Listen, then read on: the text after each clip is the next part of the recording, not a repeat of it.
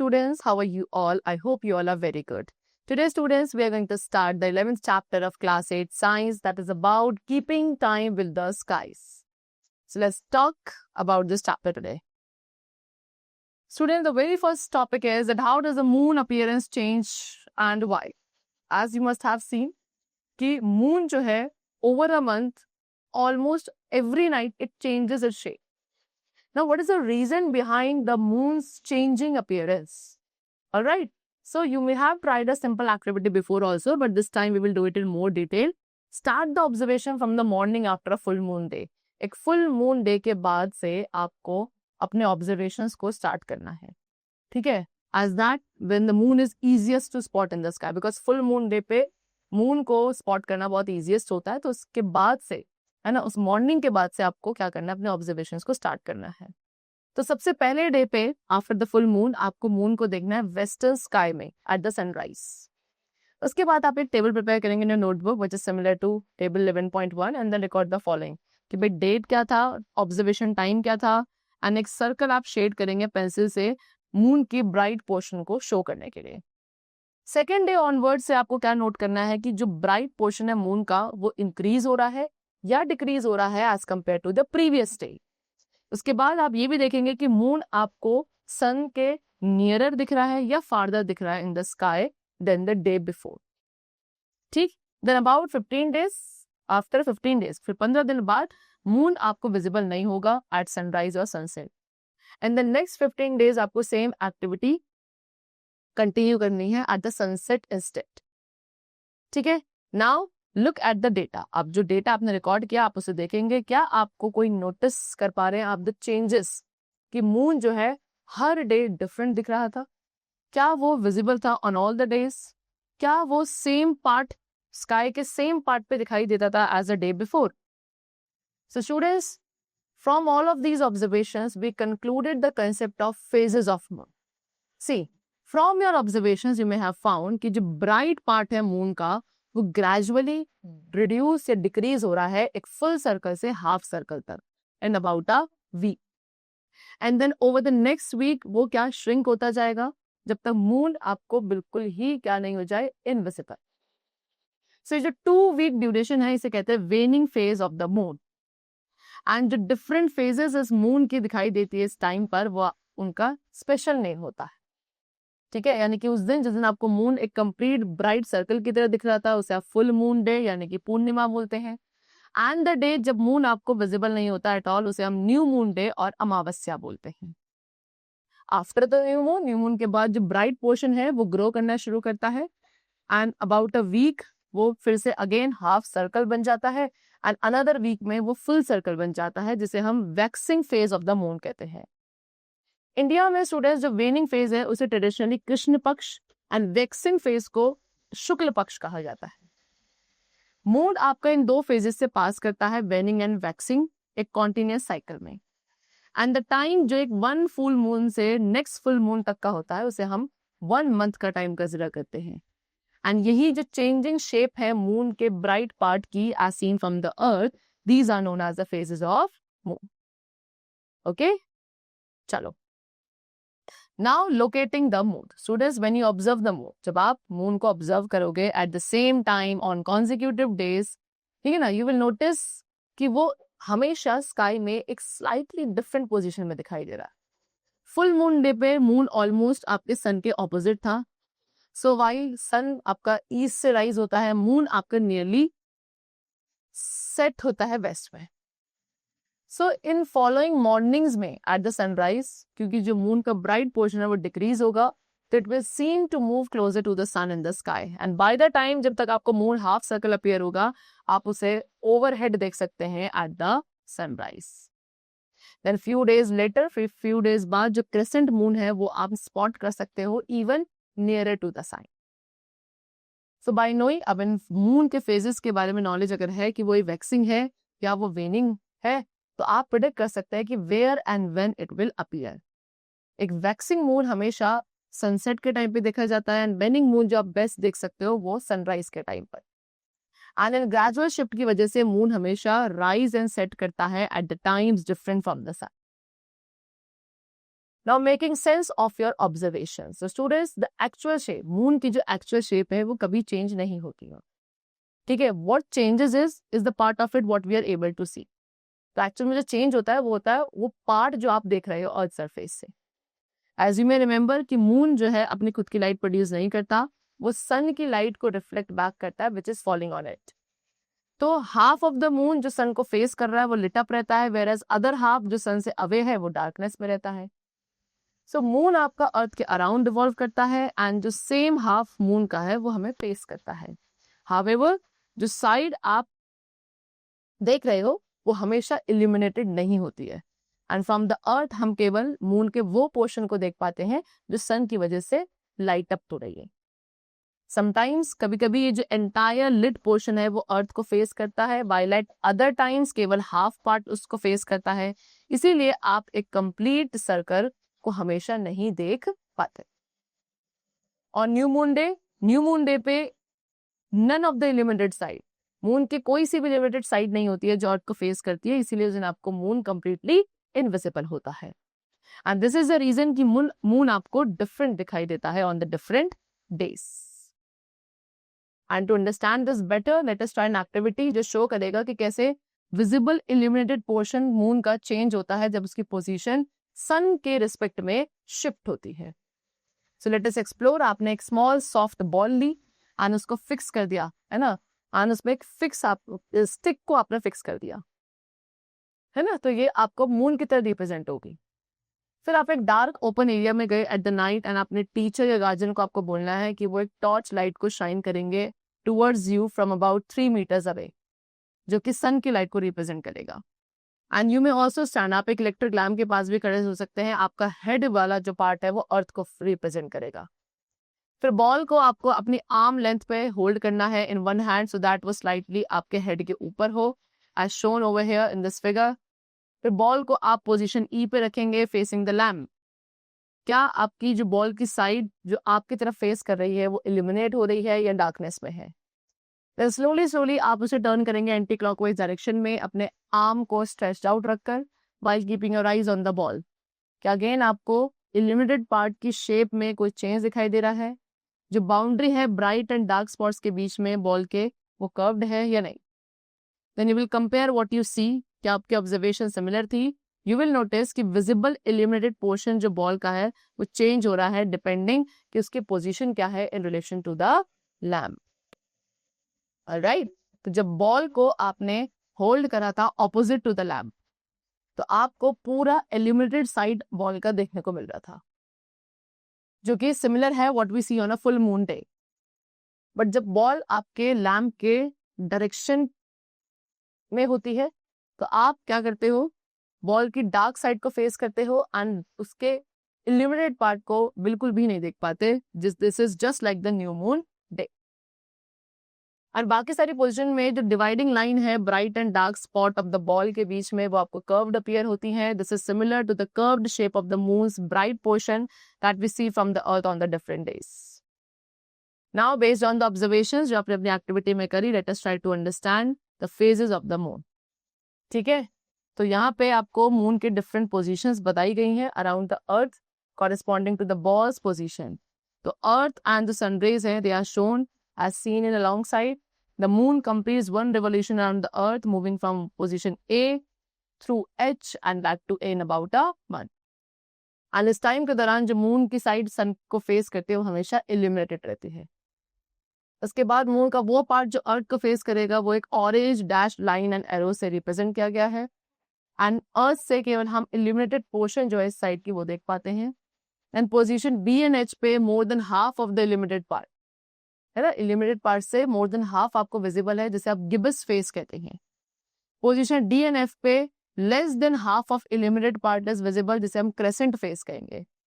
And जो change है in how much of the lit portion is visible from earth gives rise to the phases of the moon. Now then figure B shows the phases जो आपको अर्थ से visible है जब moon आपके different position पे होता है अपने ऑर्बिट में. And from position A to C to E moon अपने वेनिंग फेज में होता है. E to G and back to A में मून अपने वैक्सिंग फेज में होता है. एंड क्योंकि अर्थ जस्ट 1 डे लेता है एक रोटेशन को कंप्लीट करने के लिए, तो मून ऑलमोस्ट एक मंथ लेता है अर्थ के अराउंड रिवॉल्व करने के लिए.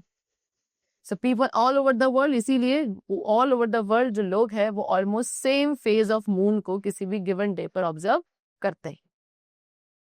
As I have shown in this figure also कि मून आपके क्लोजेस्ट होता है सन के on a new moon day and farthest होता है सन से on a full moon day. ठीक है. ऑल्सो वी नोटिस कि जो मून की पोजीशन है सनराइज और सनसेट के टाइम पे वो शिफ्ट होती है from one day to the next. ऐसा क्यों? क्योंकि जब earth one full rotation 24 hours में कंप्लीट करता है एंड मून भी अपने ऑर्बिट में फॉरवर्ड क्या कर रहा है, मूव कर रहा है अराउंड द अर्थ, तो एज अ रिजल्ट अर्थ को क्या करना पड़ता है, थोड़ा ज्यादा रोटेट करना पड़ता है मून के लिए, so to appear in nearly the same position in the sky.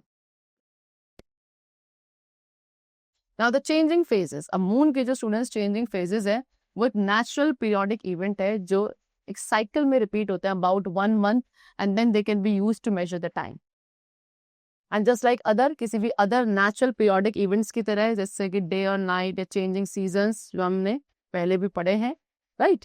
But how exactly ये सारे पीरियोडिक इवेंट्स को यूज किया जाता है for keeping time? Let's talk about it कि how did calendars come into existence. Calendars कैसे existence में आए? तो students we have already learn as seen from the earth कि सन आपको ईस्ट से राइज होता हुआ दिखता है, स्काई में पूरा मूव करेगा across and then it will set in the west and again next day it will rise. So जो अपेरेंट डेली मोशन है सन का वो मेनली किसकी वजह से है? अर्थ की रोटेशन की वजह से है on its axis. And a natural cycle जो है वो क्या बनाती है? Forms the basis of the day which is used as a unit of time.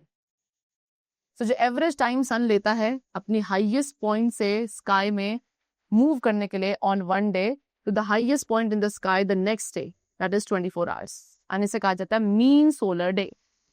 सन की जो हाईएस्ट पोजीशन स्काई में है उसे आप आइडेंटिफाई कर सकते हैं शेडोज को ऑब्जर्व करके. एंड एक ऑब्जेक्ट की शेडो शॉर्टेस्ट होती है जब सन अपने हाईएस्ट पॉइंट पे होता है. ऑलराइट, चलो now next we come to what? The phases of the moon. See जो मून के फेजेस है स्टूडेंट्स वो एक अनदर नेचुरल साइकिल हमें प्रोवाइड करते हैं which is longer than a single day. Moon about 29.5 days का टाइम पीरियड लेता है, यानी कि नियरली 1 मंथ, क्या करने के लिए? अपने सारे फेजेस को कंप्लीट करने के लिए. एंड ये साइकिल जो है ये एक मंथ का बेसिस बनाती है which is another important unit for measuring time. Alright, then we have a larger unit. एक और लार्जर यूनिट है टाइम मेजरमेंट की जो नेचुरल साइकिल ऑफ सीजन से आती है. यू मे रिकॉल कि अर्थ अबाउट 365 एंड 1/4 डेज लेता है अपनी 1 रिवोल्यूशन को कंप्लीट करने के लिए अराउंड दी सन. एंड इस टाइम पीरियड में एक फुल साइकिल जो सीजन्स की है वो कंप्लीट हो जाती है, जिसे हम सोलर ईयर कहते हैं.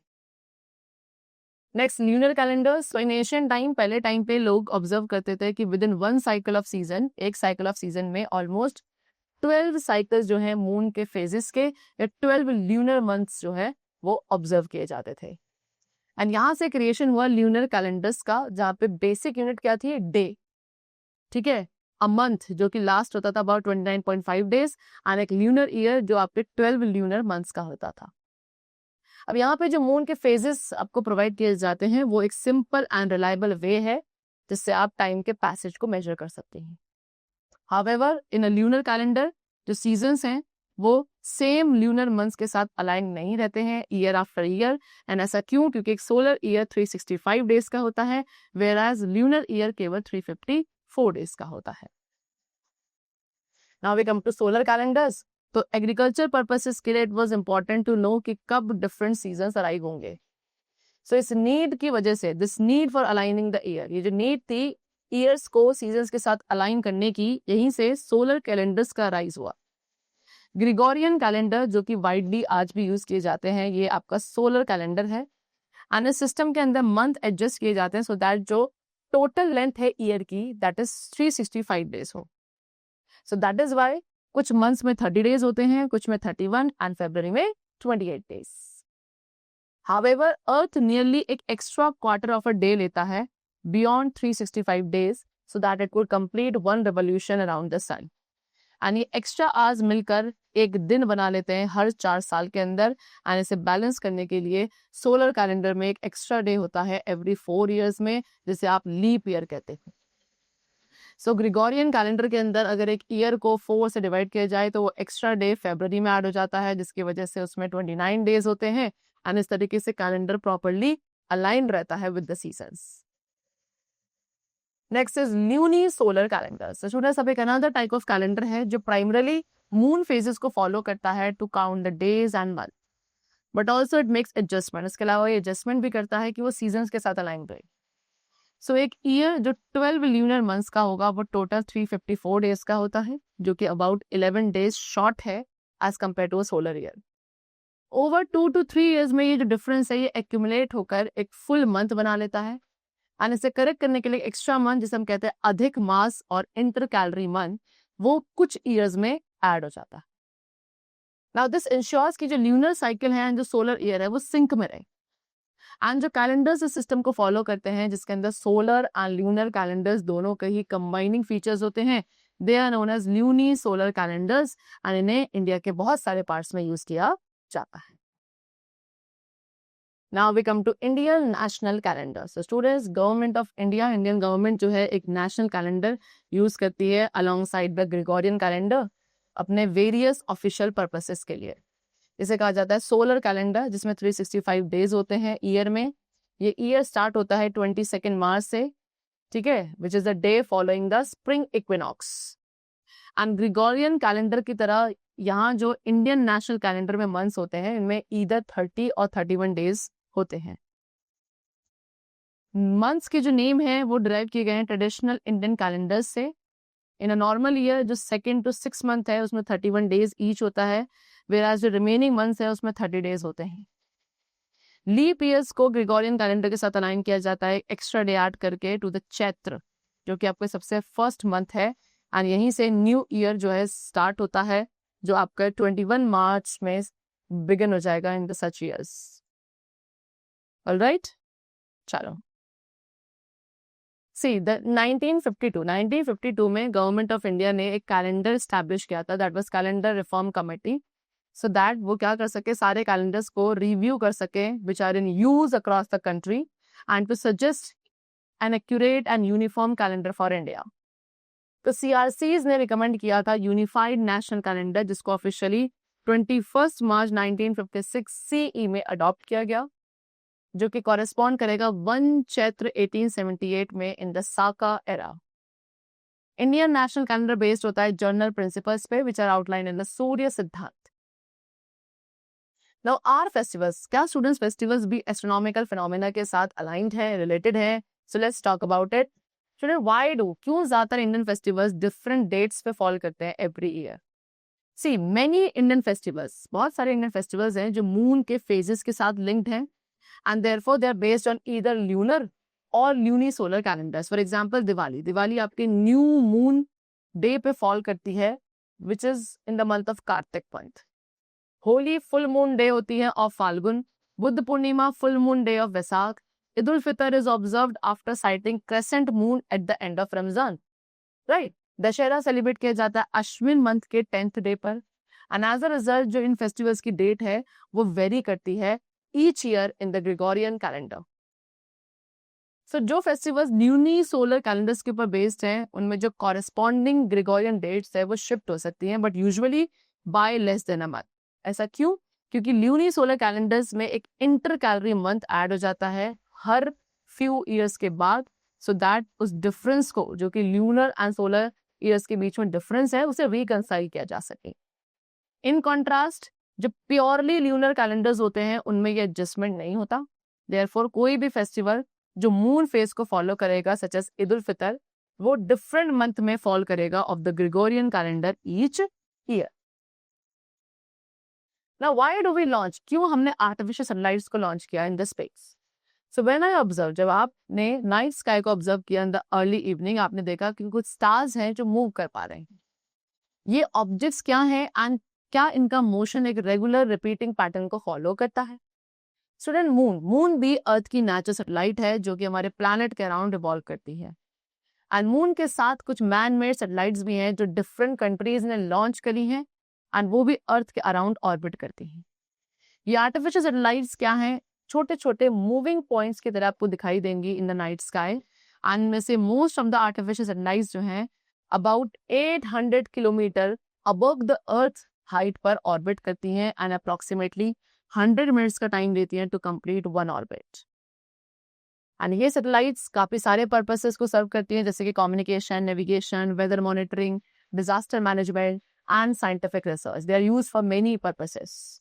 Alright, Indian space research organisation ISRO ने न्यूमरस सैटेलाइट्स लॉन्च करी हैं to support all of these activities in the space. Now Asian scientific wisdom, Cartosat series of satellites जो इसरो ने लॉन्च किया था, ये क्या करता है, ये हाई रेजोल्यूशन इमेजेस जो हैं अर्थ की कैप्चर करते हैं so that to aid in map making, urban planning, managing natural disasters in India. उनमें से एक प्लेटफॉर्म है भुवन, जो इन्हीं इमेजेस का यूज करते हैं इंफॉर्मेशन को डिस्प्ले करने में about terrain, soil, land use, vegetation and more. Then Astrosat, ये भी एक इसरो मिशन ही है जो साइंटिफिक ऑब्जर्वेशंस कंडक्ट करता है stars and other celestial objects के ऊपर। इंडिया के जो बाकी स्पेस मिशंस हैं लाइक चंद्रयान 1, 2 एंड 3 जो मून तक थे, आदित्य L1 जिसमें सन को स्टडी किया जाता है, Mangalyaan to Mars. Alright, ISRO also enables, ISRO क्या इंडियन स्टूडेंट्स को अनेबल करता है कि वो स्मॉल सैटेलाइट्स को डिजाइन कर सके, लॉन्च कर सकें, सच एज आजादी सत, inspire, set 1 and Jugnu. Alright, चल, the chapter is completed. That's all for today, and I hope that you must have understood it very carefully. Now we will meet very soon in the next session with a very new and exciting topic of science, and then keep learning well, and thanks to everyone.